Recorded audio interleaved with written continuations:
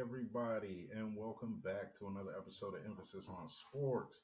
Once again, I'm your host, Damon Anthony, and all we do here is talk about sports and all things connected to sports. We're not with a bunch of BS. We're not going to get into all sorts of ultra polarized things. We're talking about sports here. Right now, the biggest sports thing of the day is the Olympics. The Olympics keeps pushing. Still got about 10 more days of the Olympics, which is real sweet.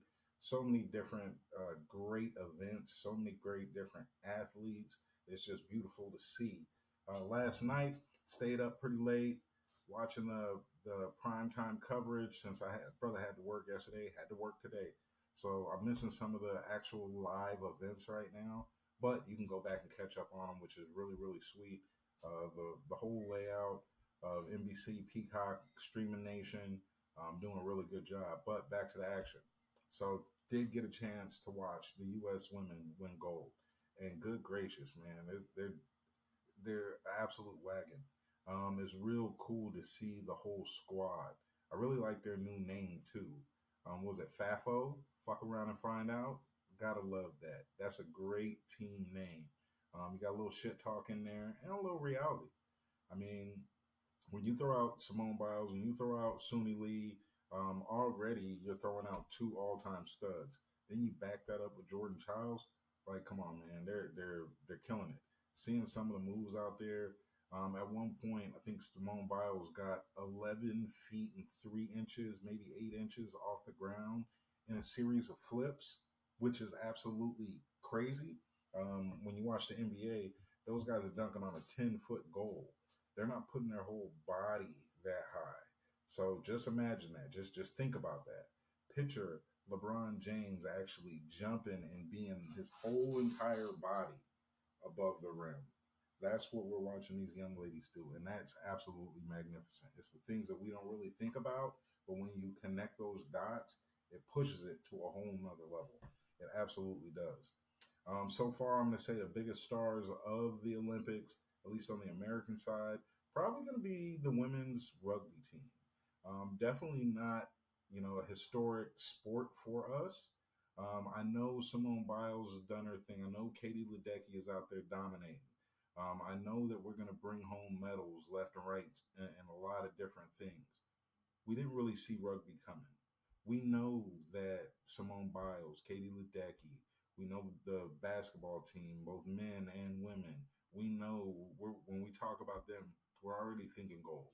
We're already going into that saying they're going to win. They're going to bring home some hardware. We're not necessarily thinking about that about rugby because that's not really our jam. But to be able to get a medal and to beat Australia, who was the odds-on favorite going into the tournament, was awesome for us. And then just imagine the young people, imagine the little girls watching that rugby team and just looking and saying, you know what, I like that. I want to play rugby. Those are the things that the Olympics introduce. Those are the things that the Olympics show us, teach us, bring us a higher value in. And that's one of the great things about it. I think I had said a couple episodes ago, just talking about some of the sports and the Olympic sports in general, right? So I went to high school in Las Vegas. Now, nowhere in Las Vegas, there wasn't water polo, there wasn't rugby, there wasn't shooting, there wasn't badminton, but it's not like those things didn't exist. So for young people that grew up around me, especially 96 Atlanta Olympics, if you're sitting back and you're watching Olympics and you're seeing some of these great athletes perform in one of these absolutely ridiculous events or games that we don't know how to play, that we don't see, that's how the interest gets piqued. That's how people start to get into those and ask their parents, hey, I like that. I want to do that. How can I do that? That's how heroes are made. That's how role models are made. Because people will get up and they'll see the the domination, they'll see the passion, they'll see the excitement, they'll see the agony of defeat sometimes. And then what the Olympics does really good is they'll give you the full story. So you get to see sometimes the humble beginnings and then the hard work that it takes to get them to where they are. All of those things. That's why the Olympics to me are important. both summer and winter. Right now, this is happening in election year. So this is one of those things that could bring a room full of people together just to cheer on their country. That's something that really you can't replace. That's something that you can't buy. Really, really appreciate the Olympics and checking it out. So we'll move on to other Olympic news. The the men's basketball team just wrapped up, I believe, with South Sudan. Pretty wide margin of victory. Didn't get a chance to watch that one yet, but I'm gonna stream that one a little later. There were some really good things done by Steve Kerr on the coaching side. He decided to start Jason Tatum, start Anthony Davis, send a couple guys to the bench. Made perfect sense. I've been saying Embiid, he's kind of slow. He needs the game to work through him. That's not what this team is. Not at all. This team is going to be a little more up and down, a little more fast paced. Now, I understand Embiid's probably going to play a lot more like against France because they're going to send out the 7 footer and the 7 6 footer. Um, so we're going to need our big guy there, and that slower game is going to be pretty decent. But that man don't need to be on the court all the time. It was real good to see Tatum in. From what I understand, Tyrese Halliburton got in the game, hit some big shots. Really, really good to see everybody play. This is one of those situations where you have an entire roster made up of high level NBA players. Now, Derek White may not be a superstar, but he's a glue guy. Drew Holiday may not be a superstar, glue guy. Both of those guys, they hoop, they ball. On the defensive end, they're stellar, they're top notch. On the offensive end, they make the right decision and they also understand that they're not the guy. That's the type of playing that we need to see. That's the type of action that we need to see from this basketball team. So I expect to see Tatum in the lineup more, Halliburton in the lineup more. Why wouldn't we? Wasn't Tatum just like a three-time NBA first teamer? Guy just won a championship. Guy's been an All Star damn near his whole career. He's not a bum. Let him play. Same thing with Halliburton. Halliburton's been playing really, really well. All Star last year. One of the young, bright up and comers in the NBA. No reason that guy shouldn't be playing. So let's actually get the whole team involved and let's get them in a flow. Having games where guys sit the entire game makes no sense for a couple reasons. One, just the their body. You need to be in a little bit of a rhythm. Your body needs to be there all the time. But then also the mentality. Um, some of these guys, think about the last game, Tatum Halliburton, they're looking, we're crushing Serbia. You mean we can't get in the game? Like just for a quick run, at least close the game out? What does that do to one of these stars? I know that they're there to represent their country and to be part of a team, but at the same time, if you're not going to play me, what are we doing, Steve Kerr? This isn't '92. None of these guys are named Christian Laettner. Back then, it made a lot of sense for Christian Laettner not to play a lot because he's out there walking with legends. These guys are Tatum and Halliburton's peers. Now, three guys that obviously should play probably a lot more than everybody else. LeBron, Steph, and KD. That's one thing. Everybody else peers. So let's get that done. Let's look right. Let's act right. Come on, Steve Kerr. Did get to see the highlights of the Japan France game. The way that ended up. Goodness gracious, man! You talking about home cooking? Talking about home cooking. First of all, that was not a foul. So yeah, he made the shot. Final score probably should have been 84-83 Japan. But we're in France, so we're gonna call that a foul. I get you. I'm picking up what you're putting down, France. I guess I can understand it. If you're on U.S. soil, you better call that foul. Refs ain't gonna be able to do nothing if they don't call that foul. But we all know it's one of those if you know moments, right? We all know. All right, so more Olympics to come. I'm actually going to get up from here shortly and just catch up on the Olympics. I'm going to watch primetime again tonight. Got to see what's going on. Got to stay locked in. We still have plenty more Olympics to go, and it's real, real, real cool. Want to see some diving, get back into some volleyball. I know our teams played a lot of those team sports today, so definitely want to catch up on that and see what's going on. Now, NFL news, one big piece of news, one something that I saw today. Hopefully, it leads to something even more with them, with the 49ers. Got to see Brandon Ayuk walk out to the field today. Big dap to John Lynch, big dap to Shanny. Hopefully that means good things have happened. There's been some good talks, and we can move forward here. Um, Hopefully, we're ready to go. If not, I get it. He's sitting. Do what you got to do, fella. Hopefully you do get paid, but not at the detriment of the team. The big thing we need, the 49ers need, is Trent Williams. Big Trent got to get him back in the fold. I actually was mentioning this with a friend of mine last night. With Trent Williams, we're great. We are great. Without Trent Williams, we're really good. There's a difference. So let's get that locked up. Let's get the season going. Also, got to see that Brock Purdy was ranked 28 on the NFL's top 100. Now, this is a list that's voted on by other players.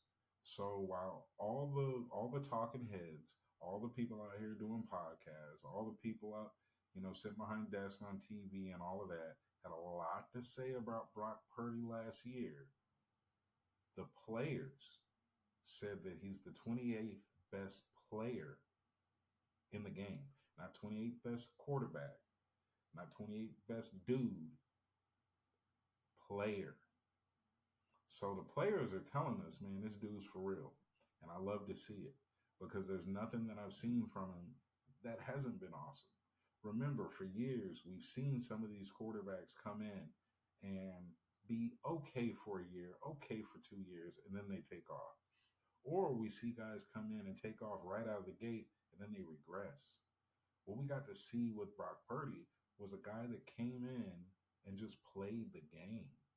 Not a lot of attitude, not a lot of this, a lot of that. The guy came in and played the game. You want to call him a system quarterback? That's cool. Jimmy G was in that system. He didn't do as well as Brock. Um, so let's not say system quarterback. Give the man his flowers. Give him the credit where it's due. Now he's going into his second full year as a starter, and there's some great expectations there. Absolutely. Do I believe that he can get it done? Sure, I do. Is part of that because I'm a 49er fan? Sure, it is. But my eyes don't lie. All four of them. You can't tell me what I saw. You can't tell me that the kid can't play. In the playoffs last year, when we needed him, he got it done. Did not have a great game against Green Bay. Had an epic fourth quarter. Detroit did not have a great first half.